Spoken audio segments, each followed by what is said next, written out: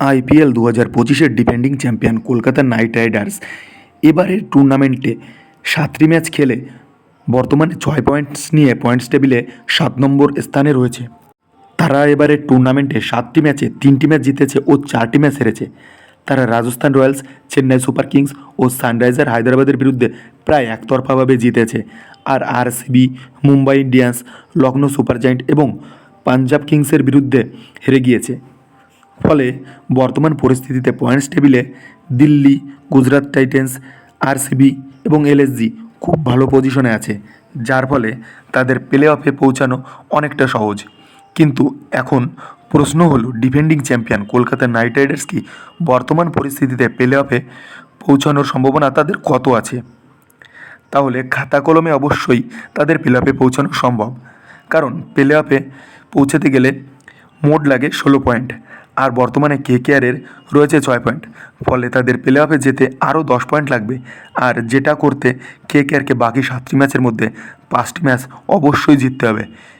কিন্তু কথাটা বলা যতটা সহজ, বাস্তবে কিন্তু ততটা সহজ নয়, কারণ কেকেআরকে প্লে অফের রেসে টিকে থাকতে গেলে পরবর্তী 3টি ম্যাচ পরপর জিততেই হবে।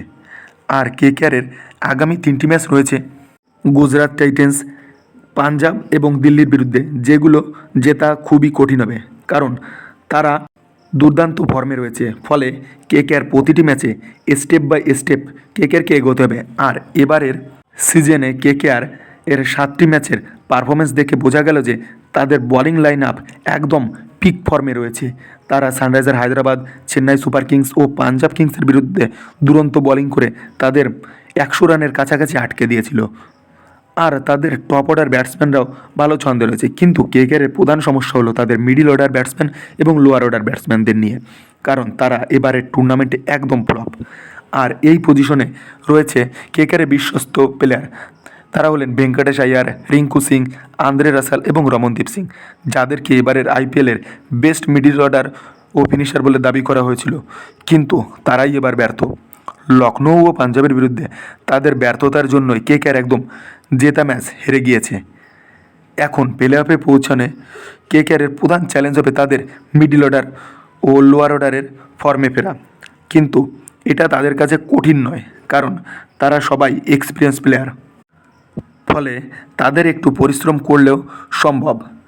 আর এতদিন পর্যন্ত অভিষেক নায়ারের মতন প্লেয়ার কেকেআরের ব্যাটিং কোচ হিসাবে ছিলেন, কিন্তু এবার কেকেআর সেরকম কোনো ব্যাটিং কোচ রাখেনি। কিন্তু একটা ভালো খবর যে সেটি হলো বিসিসিআই অভিষেক নায়ারকে তাদের কোচিং স্টাফ থেকে বাদ দিয়েছে, যার ফলে কেকেআরের কাছে এখন একটা বিশাল অপরচুনিটি রয়েছে, যেটা হলো অভিষেক নায়ারকে তারা আবার ফেরত এনে তাদের ব্যাটিং লাইন আপকে ঠিকঠাক করতে পারে এবং তার গাইডেন্সে তাদের ব্যাটসম্যানরাও ভালো ছন্দে ফিরতে পারে। ফলে কেকেআর যদি এখন থেকে তাদের ভুলগুলি শুধরে নিয়ে প্রতিটি ম্যাচে স্টেপ বাই স্টেপ এগোয়, তাহলে তাদের কাছে প্লে অফ কোনো কঠিন ব্যাপার নয়। তাদের বোলিং দারুণ ছন্দে রয়েছে, শুধু ব্যাটিংকে এখন ভালো পারফর্ম করতে হবে। আইপিএলের মতন টুর্নামেন্টে কেকেআর এর আগে 2021 সালে প্রথম 7টি ম্যাচের মধ্যে 2টিতে জিতে পরের ম্যাচগুলিতে দুরন্ত কামব্যাক করে ফাইনাল খেলেছিল। ফলে এখান থেকে প্লে অফে পৌঁছানো কোনো কঠিন ব্যাপার নয়, শুধু উইনিং স্ট্রিককে ঠিক করতে হবে। আর আইপিএলে একটা জিনিস দেখা যায় যে প্রথম দিকে কোনো টিম ছন্দে থাকুক না থাকুক, মিডিল সিজনের পরে থেকে যদি ছন্দে ফেরা যায় তাহলেই প্লে অফ অবশ্যই সম্ভব, কারণ মিডিল থেকে যদি ছন্দ হারিয়ে যায় প্রথমে ছন্দ থেকে কোনো লাভ হয় না। বন্ধুরা, তোমাদের কি মনে হয় কেকেআর এবারের প্লে অফে পৌঁছাতে পারবে কিনা সেটা অবশ্যই কমেন্ট করে জানিও। বন্ধুরা, ভিডিওটি ভালো লাগলে অবশ্যই লাইক করো ও অন্যান্য আরও আপডেট পেতে চ্যানেলটিকে সাবস্ক্রাইব করো।